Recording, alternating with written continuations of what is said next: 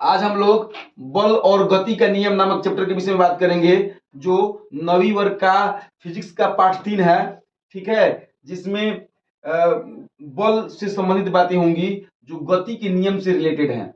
अर्थात इसके पिछले वाले चैप्टर में हम लोगों ने गति के बारे में पढ़ा है, तो मैं आपको सलाह दूंगा कि आप पहले गति वाले चैप्टर को पढ़ लीजिए, उसके बाद इस चैप्टर को पढ़िए, तब आपको ज्यादा फायदा होगा। अगर आप पहले से पढ़ते हैं, रेगुलर आप विद्यार्थी रहे हैं, तो आपने जरूर गति को पढ़ा होगा और तभी आप बल नामक चैप्टर को पढ़ने जा रहे होंगे। और यदि आप नहीं पढ़े हैं किसी कारणवश, तो पहले गति को पूरा कीजिए, तब बल को पूरा करने की कोशिश करिएगा। ठीक है, तो हम लोग देखते हैं कि बल और गति के नियम में क्या क्या बातें हैं। तो कुछ बातों को जो है मैंने नोट्स के रूप में बनाया है और कोशिश किया है कि आपको बातें अच्छे से समझ में आए। तो सबसे पहले बल और गति, पाठ का नाम हो गया बल किसे कहते हैं। बल क्या होता है? तो बल एक प्रकार का धक्का या खिंचाव है। क्या है? धक्का या खिंचाव है, जिसमें किसी वस्तु की स्थिति क्या होती है कि बदल जाती है। जैसे कि मान लीजिए कोई फुटबॉल है, स्थिर है, प्लेग्राउंड में रखा गया है, अब आप उस पर आकर के एक किक देते हैं, मतलब एक पैर से मारते हैं, तो क्या होता है कि स्थिर जो क्या थी, बॉल जो स्थिर थी उसमें गति में आ जाती है। ठीक है, अर्थात वहां पे बल लगा हुआ है। अर्थात बल लगाने से किसी वस्तु की स्थिति में क्या होता है? परिवर्तन हो जाता है, अवस्था में परिवर्तन हो जाता है, तो क्या कहलाता है? बल कहलाता है।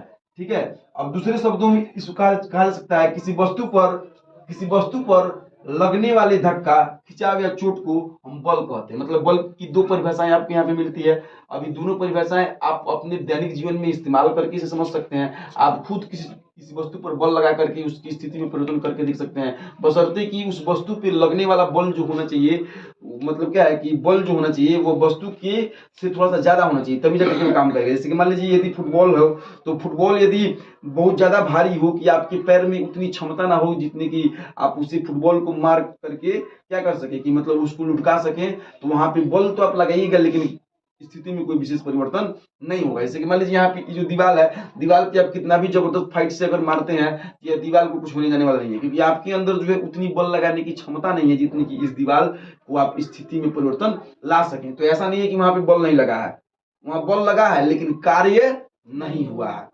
आ रही बात समझ में? बल तो लगा है लेकिन कार्य नहीं हुआ। तो बल लगने के बाद स्थिति में क्या होती है? परिवर्तन होती है। या ठीक है, बल क्या मतलब परिभाषा निकलता है, लेकिन कभी कभार बल लगाने के बाद भी स्थिति में परिवर्तन नहीं होती है, क्योंकि आपने उतनी क्षमता से बल नहीं लगाया जितनी उसकी आवश्यकता थी, जितना उसको जरूरत था बल की, उतना बल आप नहीं लगा पाए। ठीक है, तो यह तो बात अलग हो गया, लेकिन यहाँ फिलहाल आपको बल का परिभाषा आपको दो तरीके से मिला, और इसके माध्यम से आप इसको लिख सकते हैं। वीडियो को रोकते हुए स्क्रीन से आप उतार सकते हैं, और उतारने के बाद जो है आप उसे अपनी कॉपी में रख करके याद कर सकते हैं और समझ सकते हैं, दैनिक जीवन में उसका उपयोग कर सकते हैं। मैंने आपको पहले ही बताया कि विज्ञान क्या है? प्रयोग और अवलोकन का एक तरीका है। आप इसमें जितना ही प्रयोग कीजिएगा, जितना ही आप इसकी ऑब्जर्वेशन कीजिएगा, देखिएगा, समझिएगा, उतना ही ज्यादा आपके दिमाग में बातें ठहरी रहेंगी। चलिए अगला पेज है, जिसमें गति ला सकने की क्षमता होती है। बल में क्या होती है? गति ला सकने की क्षमता होती है। अब देखते हैं बल का एसआई मात्रा, एकदम मोस्ट इंपोर्टेंट क्वेश्चन, हमेशा पूछा जाता है परीक्षा में। एसआई कोई मतलब परीक्षा है जहाँ के लिए यह अनिवार्य नहीं है, चाहे वह आपका 9th 10th का मतलब परीक्षा हो, या आपके आने वाले आगे जो है मतलब नौकरी जॉब लेने वाली जो मतलब परीक्षा हो, वहां जो है बल का एसआई मात्रक न्यूटन होता है, हमेशा से यह जरूरी है, जिसे एन द्वारा या केजी मीटर का पावर माइनस एम द्वारा सूचित किया जाता है। केजी एम किलोग्राम का पावर माइनस 2 के द्वारा सूचित किया जाता है। यह एक सदिश राशि है। क्या है? सदिश राशि। इसके पिछले चैप्टर में आपने सदिश को पढ़ा है। इसमें परिमाण और दिशा दोनों निश्चित होती है। मान लीजिए अगर कितनी क्षमता से अपने बल लगाया और किस दिशा में लगाया, तो उसके हिसाब से काम होती है। तो इसीलिए इसको क्या क्या कहा जाता है? सदिश राशि। सदिश राशि कहा जाता है। अब बल के प्रकार होते हैं। बल कितने प्रकार होते हैं? तो देखिए, बल के प्रकार जो है, घर्षण बल, ठीक है ना, यह वह बल है जो किसी वस्तु की गति की दिशा के विपरीत कार्य करता है। जैसे कि मान लीजिए हमने यह जो मार्कर लिया और इस बोर्ड पे चलने की कोशिश किया, तो इसमें जो यहाँ पे जो मार्कर है, उधर से जो कार्य हो रहा है, इधर से जो कार्य हो रहा है, दोनों एक दूसरे के विपरीत है, उल्टा है, तो यहाँ पे घर्षण बल है जी। ठीक है, घर्षण बल के माध्यम से यह कार्य हो रहा है। जैसे कि हम लोग चलते हैं तो हमारे पैरों में जो मतलब क्या है कि चप्पल जो या जूता हम लोग पहने होते हैं उसमें गोटियां लगी होती हैं। वो गोटियां जो है इस पृथ्वी के से क्या करती हैं कि विपरीत कार्य करती हैं। तो इसीलिए दोनों में क्या होता है कि ताकत बना रहता है और इसीलिए हम फिसल के गिर नहीं पाते हैं। ठीक है, इसलिए यहाँ घर्षण बल है जो एक दूसरे के विपरीत कार्य करता है। यह दो सतहों के बीच कार्य करता है। किसी को दिक्कत? देखिए यहीं पे बात समझते चलिए और आपको याद भी होता चलेगा। दो सतहों के बीच कार्य करता है। उदाहरण के रूप में जब हम चलते हैं तो यह बल हमारे चप्पल और जूते के साथ धरती के बीच कार्य करता है। क्या कहलाता है? घर्षण बल कहलाता है। किसी को दिक्कत? चलें। अब दूसरा, जब सड़क पर कोई कार दौड़ती है तो यह बल सड़क और कार के टायर के बीच कार्य करता है। अगर घर्षण बल नहीं होता तो कार जो है फिसल के इधर उधर चली जाती है और गिर भी जाता है और उसमें दुर्घटना भी हो जाता है। घर्षण बल को कम करने, अब घर्षण बल को कम कैसे किया जाता है? मान लीजिए अब घर्षण तो ज्यादा हो जाएगा तो दिक्कत हो जाएगा, तो घर्षण बल को कम कैसे किया जाता है? तो घर्षण बल को कम करने के लिए हम निम्न चीजों का उपयोग करते हैं। चिकनी गोली, मतलब चिकनी गोली का प्रयोग किया जाता है कि घर्षण बल को क्या किया जाए? कम किया। जैसे कि टायर में गोटी वगैरह लगा दिया जाता है, घर्षण बल की स्थिति कम हो। जैसे चक्कू में बॉल बेयरिंग का उपयोग किया जाता है। चिकनी गोली का प्रयोग किया जाता है कि उस पर आराम से फिसल पाएगा। चक्का जो है बॉल बेयरिंग के प्रयोग किया, बेयरिंग लगाया जाता है। तो जैसे कि साइकिल में आप लोग लगाए होंगे, मतलब देखे होंगे, तो बाइक में भी होता है, कार में भी होता है। उसमें बेयरिंग पर वो सेट होता है कि वह आराम से फिसल सके। ठीक है। और चिकनी समतल और जमीन को भी प्लेन रखा जाता है। रोड देखते जितना ही प्लेन होता है उतना ही गाड़ियां वहां पर तेज चलती हैं। समतल की सतह पर चिकनी युक्त पदार्थ लुब्रिकेट का उपयोग किया जाता है। ठीक है, लुब्रिकेट का, जैसे कि मान लीजिए आप लोग क्या करते हैं कि जो कैरम बोर्ड वगैरह लोग खेलता है तो गोटियों और कैरम के बीच जो है, बोर्ड के बीच जो है क्या होती है कि घर्षण बल लगेगी तो आप उसको मतलब मारोगे तो वह ज्यादा तेज गति से और आगे तक नहीं बढ़ पाएगा। तो उसको सही तरीके से करने के लिए लुब्रिकेट का जो है पाउडर जो है उस पर मतलब छिड़का जाता है कि वह प्लेन हो जाएगा और उस पर घर्षण कम हो जाएगा और जो कार्य है वह सही तरीके से होगा। या जो मशीन चलती है तो उसमें ग्रीस मोबिल वगैरह लगाए डाला जाता है कि वो मशीन जो है सही से चल पाए। किसी भी प्रकार की मशीन जहाँ चलती है वहां पे उसको डाल कर, जैसे कि मान लीजिए दरवाजे की खुंडी में जो है थोड़ा सा मोबिल या ग्रीस वगैरह थोड़ा सा डाला जाता है कि दरवाजे की खुंडी जो टाइट न हो। इस सभी चीजों पर बात करना है। अब दूसरा प्रकार का बल हो गया अभिकेंद्रीय बल। ठीक है, इसको लिख लीजिएगा 3 पॉइंट घर्षण कम करने के तरीके 3 पॉइंट के रूप में। अभिकेंद्रीय बल किसे कहते हैं? ठीक है, तो जब कोई वस्तु वृत्तीय पथ पर गति कर रही होती है तो उसके केंद्र से उस पर एक बल लगता है जिसे हम लोग अभिकेंद्रीय बल कहते हैं। जैसे कि मान लीजिए कोई वस्तु है यहाँ वृत्त के पथ पर गमन कर रही है। ठीक है, तो यहाँ केंद्र जो होता है इस केंद्र के माध्यम से इन सब को जोड़ा गया रहता है। ठीक है, तो इसको अभिकेंद्रीय बल कहा गया है। अभिकेंद्र में मौजूद जो बल है व्यवहारिक रूप में अभिकेंद्रीय बल, मतलब केंद्र में मौजूद जो बल है उसको अभिकेंद्रीय बल कहा जाएगा। कब? वृत्तीय पथ पर। इसको दिक्कत? इस बल को अभिकेंद्रीय बल कहते हैं। चुंबकीय बल, ठीक है, चुंबकीय बल का मतलब हुआ कि चुंबक द्वारा किसी चुंबकीय धातु पर लगाया गया बल क्या कहलाता है? चुंबकीय बल कहलाता है। चुंबक के द्वारा धातु पर, मतलब चुंबक जो लोहे पर या किसी धातु पर जो बल लगाता है उसे हम चुंबकीय बल कहते हैं। इसमें विद्युत बल भी आता है, विद्युत चुंबक बल की तरह ही कार्य करता है। आपको 10वीं वर्ग में जाने पर इसके विषय में बात पढ़ाई होगी। विद्युत चुंबकीय प्रेरण सिद्धांत नामक एक चैप्टर आएगा जिसमें आपको बताया जाएगा कि विद्युत कैसे चुंबक की तरह कार्य करता है। और वैसे सामान्य जीवन में भी आप देख सकते हैं कि दो तार, अगर क्या होता है कि आपको बिजली होगी और जब उसको आप एक दूसरे में टच करते हैं तो उसमें चिंगारियां निकलती हैं और वह एक दूसरे से चिपक जाता है, मतलब वहां पे चुंबकीय बल कार्य करता है। आपने सुना होगा कि लोग कहता है कि तार गिरा, 11,000 वोल्ट का तार गिरा और बगल में जो है भैंस बांधी हुई थी, भैंस को जो है अपनी तरफ खींच दिया या तार जो भैंस की तरफ चला गया। तो मतलब ये कि चुंबक है उसमें चुंबक का कार्य कर रहा है। ठीक है, अथवा विद्युत चुंबक द्वारा अपने चारों तरफ फैलिए, मतलब वही है। अथवा विद्युत चुंबक द्वारा अपने चारों ओर चुंबकीय क्षेत्र में चुंबकीय धातु द्वारा बल का जो अनुभव किया जाता है उसे क्या बोलते हैं? चुंबकीय बल कहते हैं।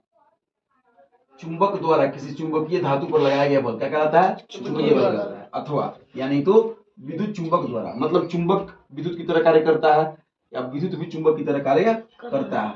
और उसके माध्यम से जिसने, मान लीजिए एक कोई चुंबक है यहाँ पर, इस चुंबक का क्षेत्र इतना दूर है तो इतने क्षेत्र में कोई चीजें धातु आएंगी तो वो अपनी तरफ आकर्षित कर लेगा, तो ये चुंबक विद्युत चुंबकीय बल कहलाएगा। समझ रहे हैं?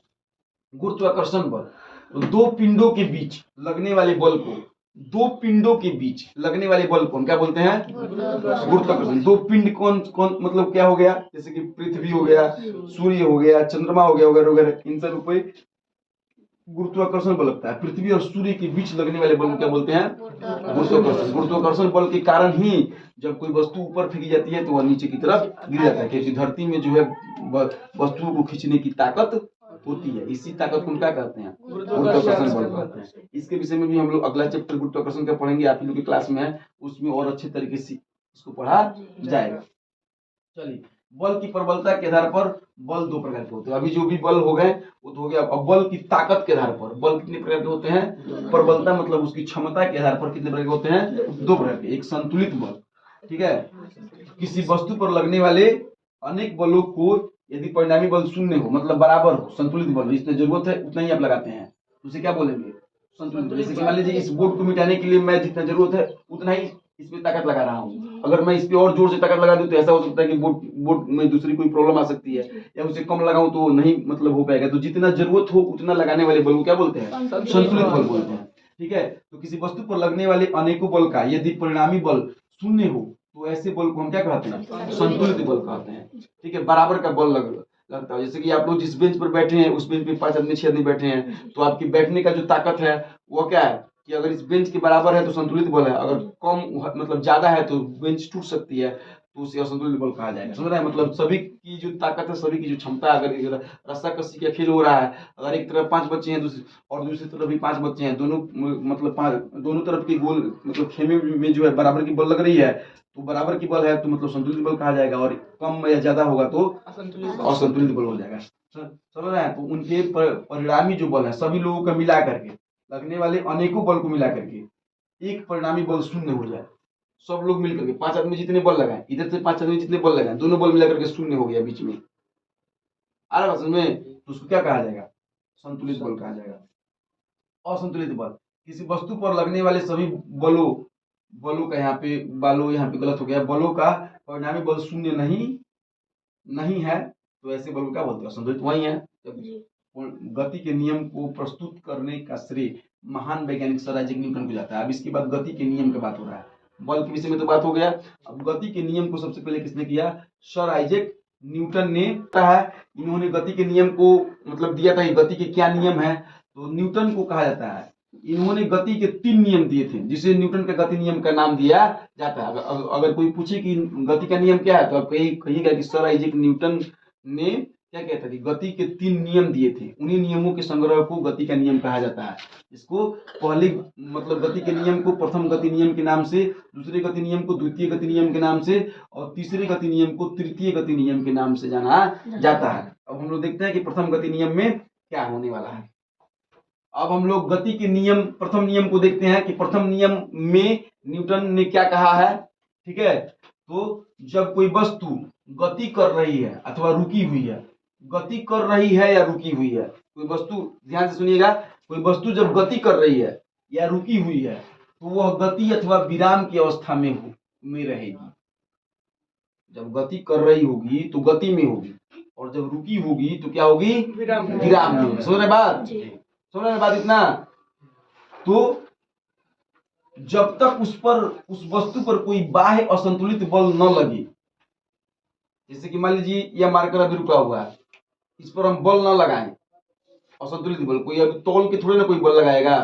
असंतुलित बल जैसे कि मैं कभी ऐसे करूंगा, कभी ऐसे करूंगा, कभी तेज गति से करूंगा, कभी स्लो से करूंगा, तो असंतुलित बल न लगाया जाए। तो बल न लगाया जाए तो जड़त्व को बदलने के लिए बल की आवश्यकता होती है, गति से विराम और विराम गति मिलाने के लिए बल की आवश्यकता होती है।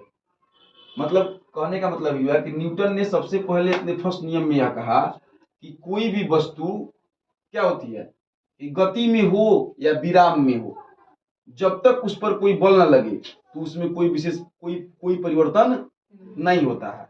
उसमें परिवर्तन लाने के लिए उस पर कहीं से बाह्य असंतुलित बल लगाना पड़ता है। गति का फर्स्ट नियम यही कहता है कि वस्तु जब विराम में हो या गति में हो तो उस पर कहीं ना कहीं से बाह्य असंतुलित बल लगेगा, तभी जाकर के उसमें और ज्यादा परिवर्तन आएगा। जैसे कि मान लीजिए कोई कार जो है रोड पे चल रही है, 20 की स्पीड से चल रही है, वो 20 की स्पीड से ही लगातार चल रही है, लेकिन अगर पीछे से कोई ट्रक आकर के उसको बल लगा देता है तो उसकी स्पीड तेज हो जाएगी और खतरा हो जाएगा। ठीक है, तो वहां न्यूटन का प्रथम गति नियम कार्य कर रहा है। अब यहाँ बल की आवश्यकता अनिवार्य है। न्यूटन के प्रथम गति नियम में बल की आवश्यकता निश्चित रूप से अनिवार्य है। जड़त्व को बदलने के लिए बल की आवश्यकता होती है। जो जड़त्व है, जड़त्व मतलब जो उसकी स्थिति है उसे जड़त्व कहा जाता है। जो उसकी स्थिति है उसे जड़त्व कहा जाता है। जड़त्व की जो स्थिति है उसको बदलने के लिए किसकी आवश्यकता होती है? बल की आवश्यकता होती है। गति से विराम और विराम से गति में लाने के लिए बल की आवश्यकता होती है। गति से विराम में लाने के लिए, कोई वस्तु गति में है उसको रोकने के लिए भी बल चाहिए। घर्षण बल लगा के, ब्रेक लगा के हम उसको घर्षण बल लगाते हैं, तब जाकर के वह रुकती है। और कोई वस्तु रुकी हुई है तो उसको आगे बढ़ाने के लिए भी बल चाहिए। इन सभी चीजों को क्या कहा जाएगा? न्यूटन का प्रथम गति नियम की अंतर्गत इसको रखा जाएगा। गति में कोई वस्तु है या विराम में है तो बल की उसे आवश्यकता है। ठीक है, क्लियर है? अब देखते हैं न्यूटन का सेकेंड लॉ क्या है। न्यूटन की गति का दूसरा नियम क्या है? तो किसी वस्तु पर लगने वाला बल उस वस्तु के संवेग में परिवर्तन की दर के समानुपाती होता है। दूसरा नियम कहता है कि किसी वस्तु पर जो बल लगता है, किसी वस्तु पर लगने वाला बल उस वस्तु के संवेग में परिवर्तन के समानुपाती होता है। इसे न्यूटन का तृतीय गति नियम हम कहते हैं। यदि एक वस्तु दूसरी वस्तु पर बल लगाती है, दूसरी वस्तु भी पहली वस्तु पर बल लगाती है, तो दोनों बल परिणाम में बराबर और दिशा में विपरीत होते हैं। दूसरे शब्दों में प्रत्येक क्रिया के बराबर विपरीत प्रतिक्रिया होती है। मतलब न्यूटन का जो सेकंड लॉ कह रहा है कि हम जितनी ताकत से हम बल लगाते हैं उतनी ताकत से उधर से भी बल लगती है। जैसे कि मैंने अभी आपको बताया था कि ये जो दीवार है, इस दीवार पे जो आप बल लगाते हैं, जैसे कि आप यदि अपने फाइट से इस दीवार पे अगर बल लगाते हैं तो उधर से दीवार भी आपको उतनी ही ताकत से क्या करता है, मतलब उसका विपरीत बल लगता है, जिसके कारण हमारे हाथों में चोट लग जाता है। आ रहा बात समझ में? यदि मेरी हाथें भी मतलब पत्थर से ज्यादा कठोर होती तो यह पत्थर पर असर करता, मेरे ऊपर असर नहीं करता। लेकिन यहाँ जो है मेरी हाथ जो है इन पत्थरों से क्या होती है, कमजोर होती है, इसलिए जो है हमारे ऊपर उसका असर पड़ जाता है। आप सोचते हैं कि बल हमने लगाया तो चोट उसे लगनी चाहिए, लेकिन बल चोट आपको भी लग जाता है। ठीक है, इन सभी नियमों के ऊपर उदाहरण है, जैसे कि बंदूक को जब चलाया जाता है तो उसमें गोली जितनी रफ्तार से आगे की तरफ बढ़ती है उतनी रफ्तार से पीछे की तरफ धक्का लगाती है। तो जो बंदूक चलाने वाला व्यक्ति है, यदि वो मजबूती तरीके से अगर बंदूक के क्या है कि मतलब जो क्या बोलते हैं कुंदे को अगर सही से ना पकड़े तो वह बंदूक गोली चलेगी और वह झटका लगेगा और वह खुद गिर जाएगा पीछे की तरफ और गोली कहीं और चली जाएगी, निशाना इधर उधर हो जाएगा। जितनी तेज गति से बंदूक की गोली उधर आगे बढ़ती है उतनी तेज गति से पीछे की तरफ रिवर्स लेती है, पीछे होती है। आप भी बचपन में या कभी अभी भी छलांग लगाते होंगे, दौड़ते होंगे, तो दौड़ने से पहले आप दौड़ के पहले पीछे से आते हैं। जितनी दूर छलांग लगाने होते हैं उतनी दूर से थोड़ा सा दौड़ के आना पड़ता है। समझ रहे बातों को? तो ये सब क्या है कि न्यूटन के द्वितीय गति नियम है। जो दूसरी वस्तु भी पहली वस्तु पर बल लगाती है तो दोनों पर परिणाम जीरो होते हैं। और यहाँ कहा जा रहा है कि संवेग में परिवर्तन जो होता है, जो संवेग में जो परिवर्तन होता है उसकी दर के समानुपाती होता है। कौन? जो बल लगता है। ये जो कथन अभी हमने बोला है, इस कथन को हम अभी कुछ देर के बाद आपको या अगले वीडियो में इसको सिद्ध करके दिखाएंगे। आपको टेंशन लेने की जरूरत नहीं है। आपको फिलहाल इतना ही समझना है कि न्यूटन का द्वितीय गति नियम क्या है। तो वही है जिसमें संवेग में परिवर्तन होता है और वो परिवर्तन क्या होता है, बल के समानुपाती होता है। संवेग में परिवर्तन होता है और वो बल के समानुपाती होता है। और न्यूटन का जो तृतीय गति नियम है वो यह कहता है कि यदि एक वस्तु दूसरी वस्तु पर बल लगाती है तो दूसरी वस्तु भी पहली वस्तु पर बल लगाती है। 3 कथन हो गए। पहला कथन में क्या होता है, एक बार रिवीजन किया जाए। पहला कथन में यह है कि कोई वस्तु क्या हो कि विराम हो या गति में हो, ठीक है, तब तक इसमें परिवर्तन नहीं आएगा, जब तक इस पर कोई बाह्य असंतुलित बल कार्य नहीं करेगा। बाह्य असंतुलित बल कार्य नहीं करेगा। यह क्या था? न्यूटन फर्स्ट लॉ था। कोई वस्तु विराम में है या गति में है, जब असंतुलित बल बाह्य कार्य करेगा तभी जाकर के उसमें फिर से कोई परिवर्तन आएगा, नहीं तो जैसे है वैसा ही रहेगा। इसको बोलते हैं न्यूटन का प्रथम गति नियम, जिसे जड़त्व का नियम भी कहा जाता है। जैसे कि कोई यात्री जो है बस में बैठा हो, ठीक है, कोई यात्री जो है बस में बैठा हो और बस जो है चल रही हो, बस चल रही हो, तो अचानक ब्रेक लगाने के बाद वो व्यक्ति पीछे की तरफ झुक जाता है। क्यों? क्योंकि जो बैठा हुआ, जो उसके शरीर का जो निचला पोर्शन है वह तो स्थिर है, सॉरी गति में है, लेकिन जैसे ही ब्रेक लगा तो वो निचला पोर्शन क्या हो गया कि स्थिर हो गया, लेकिन अभी ऊपर वाला पोर्शन जो है वो गति में ही है, इसीलिए वह पीछे की ओर झुक जाता है। नहीं सॉरी आगे की ओर झुक जाता है, ठीक है। और अगर वही बस जो है रुकी हुई है, वही बस जो क्या है कि रुकी हुई है, और क्या है अचानक बस चलने लगी तो व्यक्ति पीछे की ओर झुक जाता है। तो इसी को बोलते हैं जड़त्व का नियम, जो न्यूटन के प्रथम गति नियम से कार्य करता है। सुना बात, क्या बोलते हैं? जड़त्व का नियम, जो न्यूटन के प्रथम गति नियम से कार्य करता है। जड़त्व का मतलब स्थिर का नियम, स्थिर है तो गति में आ जाएगा, और गति में है तो और भी गति में आ जाएगा। अर्थात अगर गाड़ी को रोकने के लिए भी न्यूटन फर्स्ट लॉ का नियम कार्य करता है, गाड़ी को चलाने के लिए भी न्यूटन फर्स्ट लॉ का नियम कार्य करता है। और दूसरा है कि संवेग में परिवर्तन की जो दर होती है वो बल के समानुपाती होती है, जिसे न्यूटन का सेकंड लॉ कहा जाता है। और तीसरा है कि जितना बल आप सामने से लगाते हो उतना ही बल उधर से भी लगता है, यह न्यूटन का तीसरा नियम है।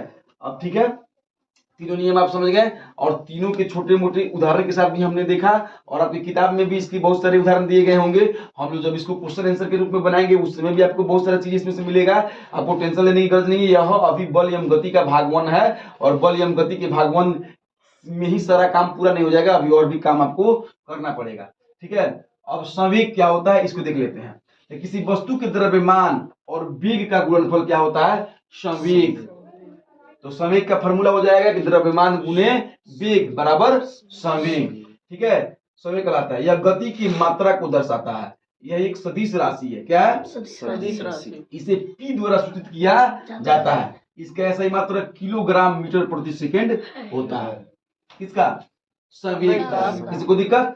वीडियो को रुकती हुई सब संवेग के बारे में, मोमेंटम के बारे में लिख लीजिएगा, और लिख करके आप इसको याद करने की पूरी कोशिश करिएगा, समझने की कोशिश करिएगा। संवेग बराबर द्रव्यमान गुने वेग कहा जाता है, ठीक है। तो ये हो गया, इतना ही रहने दिया जाए।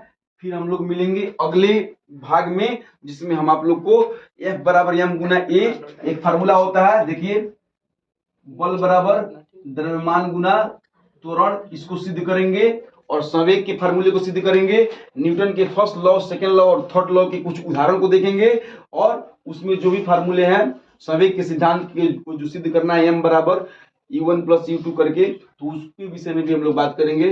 तो आज की इस क्लास में मुझे आशा है कि आपने बातों को समझा होगा, और अगले क्लास में आप जहां तक पढ़ा दिया गया उसको नोट्स बनाइए, याद करिए, और उसको समझने की कोशिश करिए, और आगे हम लोग जो भी हम व्यवस्था करके आपके पास फिर से संपर्क करेंगे। चलिए।